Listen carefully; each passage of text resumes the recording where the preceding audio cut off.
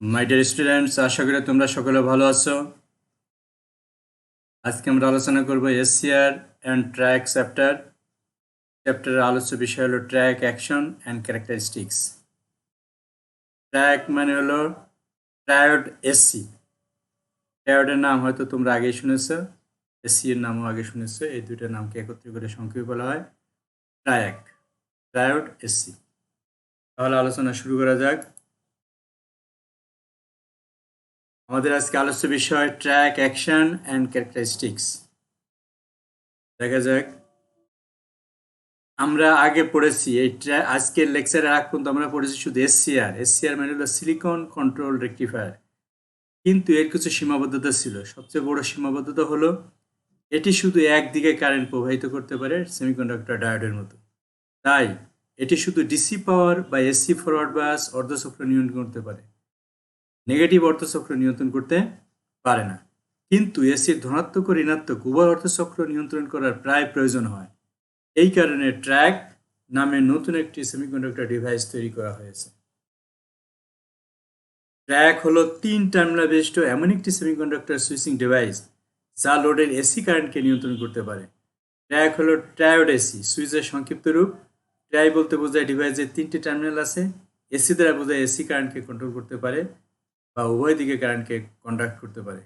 নিচের প্রথম চিত্রে একটি ট্র্যাকের মূল কাজ নিচের প্রথম চিত্র দ্বারা ট্র্যাকের মূল কাজ বোঝা যেতে পারে। এই যে চিত্রটা দেখো, এই যে হলো ট্র্যাক, এই যে হলো এসি সোর্স, লোড রেজিস্টর।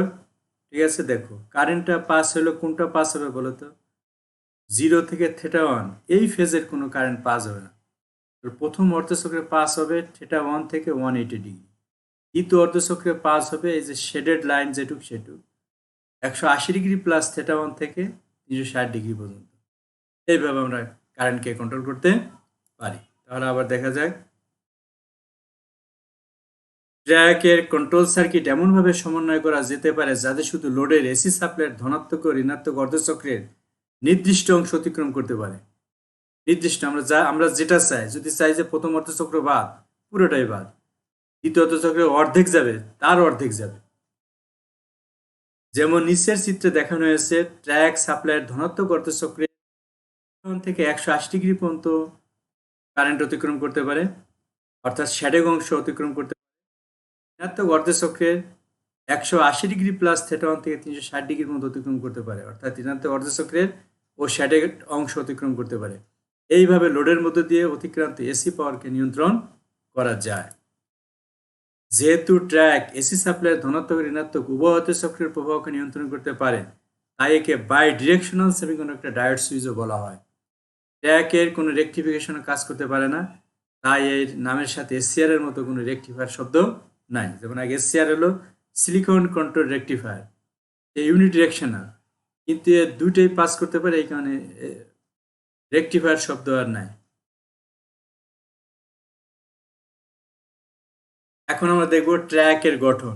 ট্র্যাকের গঠন দেখার আগে দেখো, আমরা চিত্রটা দেখে নিই। দেখো, তোমার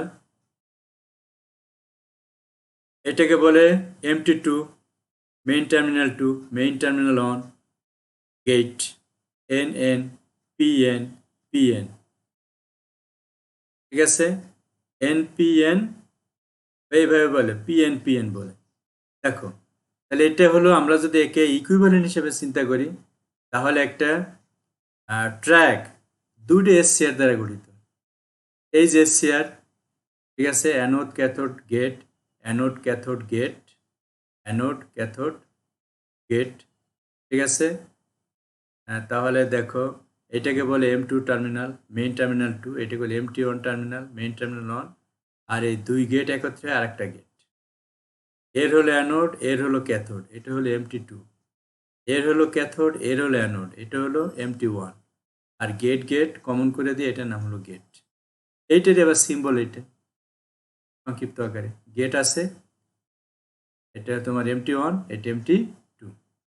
এটা পোলারিটি কিন্তু দেখো, দুটারই অ্যানোড ক্যাথোড আছে, অ্যানোড ক্যাথোড আছে। এটার ভিতরে অ্যানোড ক্যাথোড আছে, এটার ভিতরে অ্যানোড ক্যাথোড আছে, গেট আছে। MT1, MT2 gate, 3 terminal, 3 terminal. Track হলো 3 টার্মিনাল ও 5 লেয়ার বিশিষ্ট সেমিকন্ডাক্টর ডিভাইস যার ফরওয়ার্ড ও রিভার্স বৈশিষ্ট্যাবলী এবং এসসিআর এর ফরওয়ার্ড বৈশিষ্ট্যাবলী প্রায় একই রকম। এর 3টে টার্মিনালকে বলা হয় মেইন টার্মিনাল 1, মেইন টার্মিনাল 2 এবং গেট জি। নিচের প্রথম চিত্রে ট্র্যাকের মৌলিক গঠন দেখানো হয়েছে ইনভার্স প্যারালালে, অর্থাৎ প্রত্যেকটি অ্যানোড অপরটি ক্যাথোডের সাথে সংযুক্ত। দুটি এসসিআর এর তাহলে তোমার কিভাবে তৈরি করা হয়? ইনভার্স প্যারালালে সংযুক্ত দুটি এসসিআর যাদের গেট কমন, এটাই হলো তোমার ট্র্যাক এর সমতুল্য সার্কিট। কথা তাহলে বোঝা গেল, এসসিআর এর একটা অ্যানোড আর এক এসসিআর এর ক্যাথোড সংযুক্ত, একে বলে ইনভার্স প্যারালাল। আর একটার ক্যাথোড আর একটা অ্যানোড, ঠিক আছে, গেট হলো কমন। এইভাবে আমরা যে আগের চিত্রে যেটা বললাম এইভাবেই তোমার ট্র্যাক গঠন করা হয়। সুতরাং ট্র্যাককে বাই ডিরেকশনাল সুইচ হিসেবে কাজ করতে পারে, এটি উভয় দিকে কারেন্ট প্রবাহিত করতে পারে, কিন্তু এসসিআর শুধু একদিকে কারেন্ট প্রবাহিত করতে পারে। ট্র্যাকের প্রতীকী চিত্র আমরা দেখেছি। ট্র্যাকের প্রতীকে দেখানো হয়েছে দুটি সমান্তরাল ডায়োড পরস্পর বিপরীত দিকে সংযুক্ত থেকে এবং গেট কমন। ট্র্যাকের প্রতীক থেকে বোঝা যায় এর মধ্যে দিয়ে যে কোনো দিকে কারেন্ট প্রবাহিত হতে পারে। এখানে গেট কারেন্টের প্রবাহকে এসসিআর এর মতো নিয়ন্ত্রণ করে। এই যে আমরা চিত্রটা আগেই বলেছি, এই চিত্রটা আমরা অবশ্য পরে আরো ডিটেলস আলোচনা করব। আপাতত এটা দেখো, SCR 1, SCR 2, cathode anode connected, anode cathode connected, MT1 MT2 আর গেট কমন, ঠিক আছে। MT1 MT2 এটাকে বলে সিম্বল, এটা হলো তোমার, এটাও সিম্বল, এটা হলো ব্লক ডায়াগ্রাম। ট্র্যাকের এসসিআর সমতুল্য সার্কিট, এখান থেকে একটু বোঝার চেষ্টা করো। আমরা এখন দেখব ট্র্যাক হলো দুটি এসসিআর যার সমতুল্য, যার ইনভার্স প্যারালালে কানেক্টেড এবং এদের গেট কমন, আগেই বলেছি। নিচের প্রথম চিত্রে ট্র্যাকের মৌলিক গঠন দেখানো হয়েছে, আমরা এখনই দেখব। এই মৌলিক গঠনের নিচের দ্বিতীয় চিত্রে নেয় যদি আমরা দুভাগে ভাগ করি তাহলে পরিষ্কার দেখতে পারবো দুটি এসসিআর এর ইনভার্স প্যারালালে সংযুক্ত এবং এদের গেট কমন। এদের বাম অর্ধ হলো পিএনপিএন, মানে হলো এই পিএনপিএন মানে হলো P1N2 P2N4, আমরা একটু পরে দেখছি। আর যার 3টে পিএন জাংশন আছে একে বলে এসসিআর 1। ডান অর্ধ হলো পিএনপিএন, এই পিএনপিএন মানে হলো P2N3 P1N1 ডিভাইস যার 3টে অংশ পিএন জাংশন আছে, একই কথা, এটিকে বলে এসসিআর 2। ট্র্যাকের এসসিআর সমতুল্য সার্কিট তৃতীয় চিত্রে আমরা দেখব। তাহলে চিত্রে আমরা চলে যাই, এই চিত্রটা একটু খেয়াল করে বোঝা। এটা হলো মেইন পিএনপিএন, কোনো অসুবিধা আছে? এটা একটা এসসিআর পিএনপিএন, খেয়াল করে, কিন্তু এটা হলো উপর থেকে আসছে পিএনপিএন, এটা একটা এসসিআর। আর এটা নিচের থেকে পিএনপিএন, এটা একটা এসসিআর। ইনভার্স প্যারালাল মানে হলো এটার পজিটিভ এটার নেগেটিভ, এটার পজিটিভ এটার নেগেটিভ, MT2, এইটার পজিটিভ এইটার নেগেটিভ, এটা হলো MT1, ঠিক আছে। তাহলে এইটার নাম দিলাম আমরা P1 N2 P2 N4, এটা একটা এসসিআর, এটা আমরা বললাম বামের এসসিআর। এটা হলো এটা অ্যানোড, এটা ক্যাথোড। আর এটা হলো P2 N3 P1 N1, এটা হলো এসসিআর 2, এটা হলো এর অ্যানোড, এটা হলো এর ক্যাথোড। এই অ্যানোড আর এই ক্যাথোড কানেক্টেড, এটা হলো MT1, ঠিক আছে। আর এই গেট আর এই গেট, এই গেট আর এই গেট, খেয়াল করো, এই গেট আর এই গেট এরা আবার কানেক্টেড, এটা হবে কমন গেট। এই গেট আর এই গেট, মানে এটা হলো P2 আর হলো N5, এর P2 হলো গেট, এর N5 হলো গেট, এরা আবার কানেক্টেড, এটা হলো কমন গেট, ঠিক আছে।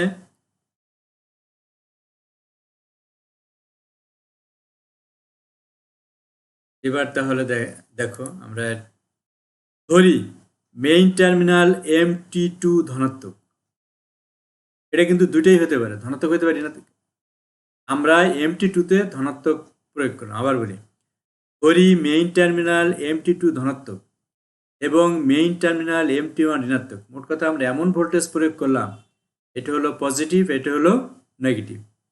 এর সাথে কিন্তু অ্যানোডও কানেক্টেড, ক্যাথোডও কানেক্টেড, আমরা সেটা বলছি না, আমরা বলছি MT2 এর সাথে সোর্স এমনভাবে কানেকশন দিলাম যেটা হলো ধনাত্মক, আর MT1 এর সাথে এমনভাবে সোর্স কানেক্ট, এটা হলো ঋণাত্মক। তাহলে কি ঘটনা ঘটবে? এটা ধরলাম, উল্টোটা হতে পারে, এটা ঋণাত্মক এটা ধনাত্মক।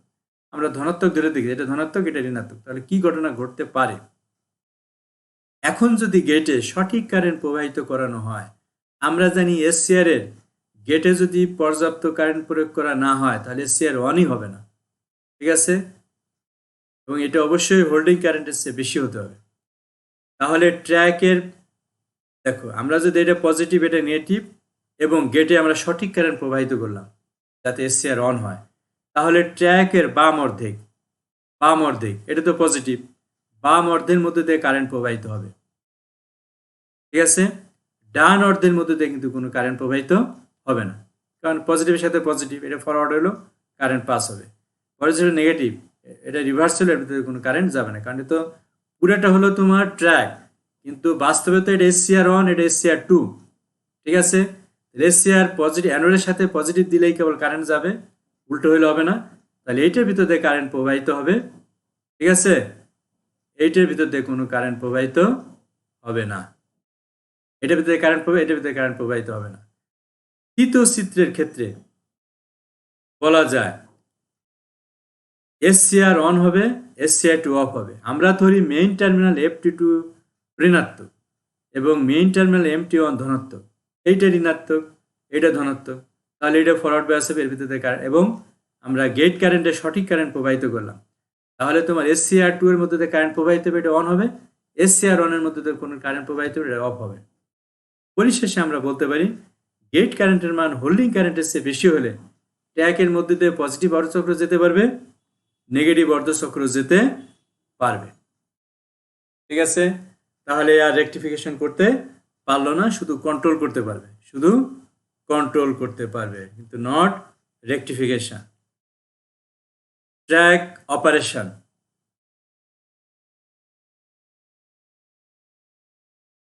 নিচের প্রথম চিত্রে দেখো ট্র্যাক অপারেশন, আমরা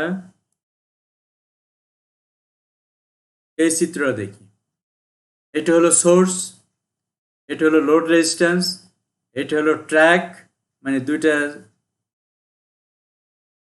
SCR কানেক্টেড, এটা হলো তোমার ভেরিয়েবল রেজিস্ট্যান্স, এটা হলো তোমার ডিসি সোর্স, এটা হলো সুইচ, ঠিক আছে?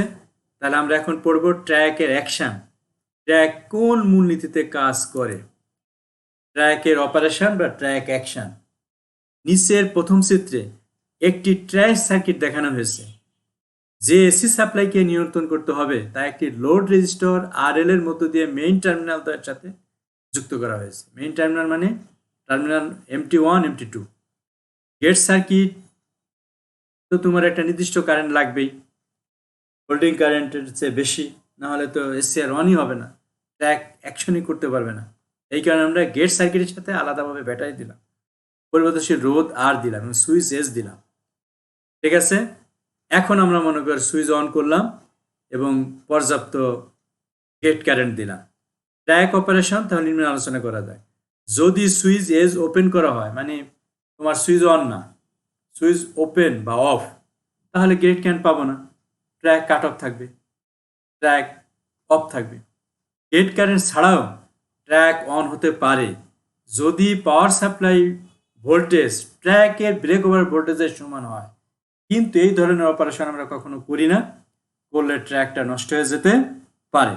আমরা করি তোমার অবশ্যই supply voltage break over voltage চেয়ে কম দেই, এর কম্পেনসেট করার জন্য আমরা কি করি, গেট কারেন্টটা পর্যাপ্ত দেই, যাতে গেট কারেন্ট যত বেশি দিবে, আবার বলি গেট কারেন্ট অবশ্যই হোল্ডিং কারেন্টের চেয়ে বেশি হতে হবে, এবং হোল্ডিং কারেন্টের চেয়ে যত বেশি হবে তোমার সাপ্লাই ভোল্টেজ তো কম দিলেই ট্র্যাক অন হবে। যা হোক, সাধারণত সঠিক গেট কারেন্ট প্রয়োগ করে ট্র্যাক অন করা হয়, তাহলে সাপ্লাই ভোল্টেজ কম দিলে হয়।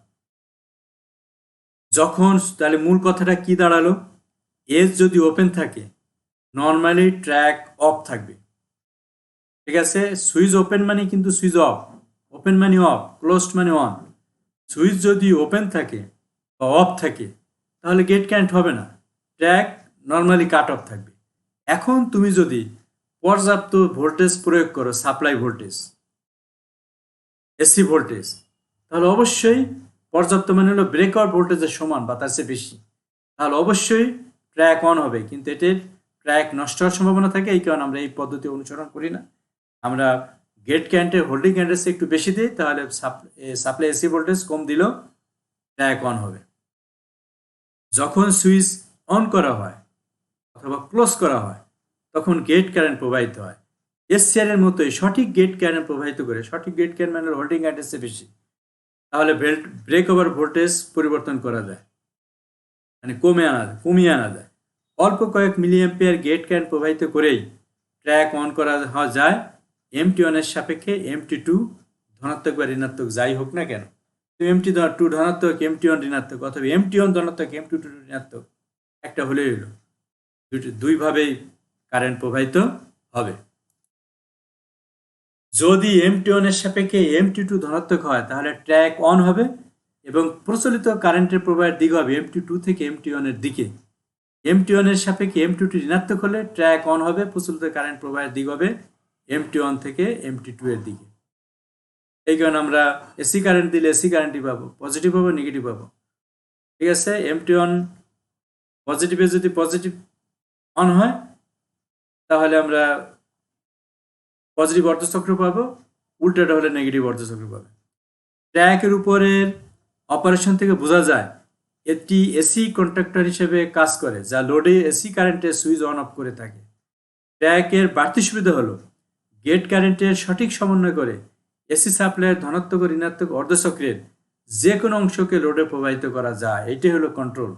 আমি চাইলে পুরো এসি সিগন্যালের একটা পূর্ণচক্রকে আমরা কন্ডাক্ট করতে পারি। চাইলে পজিটিভ হাফ বাদ দিতে পারি, নেগেটিভ হাফ পাস করতে পারি, অথবা নেগেটিভ হাফ পাস করতে পারি, পজিটিভ হাফ বাদ দিতে পারি, অথবা পজিটিভ হাফের আংশিক, নেগেটিভ হাফেরও আংশিক অতিক্রম করাতে পারি। যে কোনোভাবে আমরা অতিক্রম করতে পারি, একেই বলে হলো পাওয়ার কন্ট্রোল। এটি সোর্স থেকে লোডে এসি পাওয়ার ট্রান্সফার সমন্বয় করার সুযোগ দেয়। এটা হলো তোমার সার্কিট। এটার সাহায্যে আমরা গেট কারেন্ট বাড়াতে কমাতে পারি। সুইচ অন করার পর যদি আমরা এই রেজিস্ট্যান্স বাড়াই দিই গেট কারেন্ট কমে যাবে, রেজিস্ট্যান্স কমে দিলে গেট কারেন্ট বেড়ে যাবে। গেট কারেন্ট যত বাড়বে এই সাপ্লাই ভোল্টেজ, এসি ভোল্টেজ কমের জন্য তখন এটা কন্ডাক্ট করবে। আগে যা বললাম সেটাই তোমার বিস্তারিত সার্কিট। এটা হলো এসসিআর অন, এটা এসসিআর টু। ঠিক আছে, আমরা জানি এসসিআর গঠিত হয় কি নিয়ে? দুটো ট্রানজিস্টর নিয়ে। তাহলে যে দুটো এসসিআর অন, এটা দুটো ট্রানজিস্টর এসসিআর টু।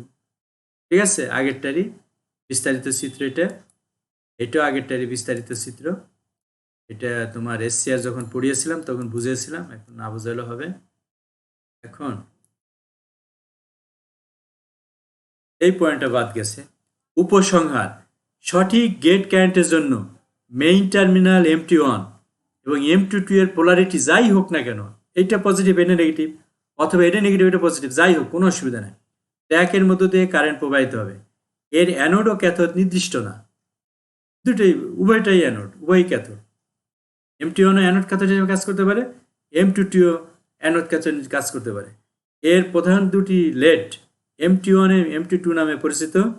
ডিভাইসের গেটে ধনাত্মক বা ঋণাত্মক যে ভোল্টেজই প্রয়োগ করা হোক না কেন ট্র্যাক অন হবে।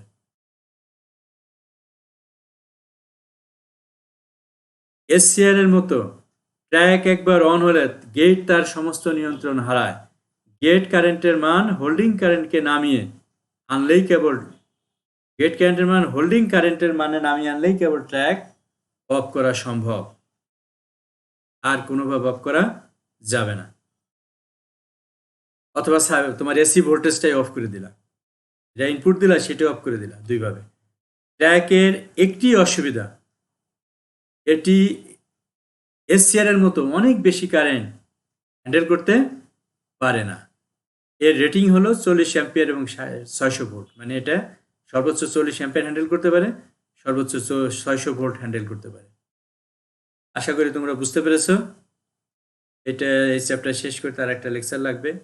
সবাইকে ধন্যবাদ, সবাই ভালো থেকো, সুস্থ থেকো।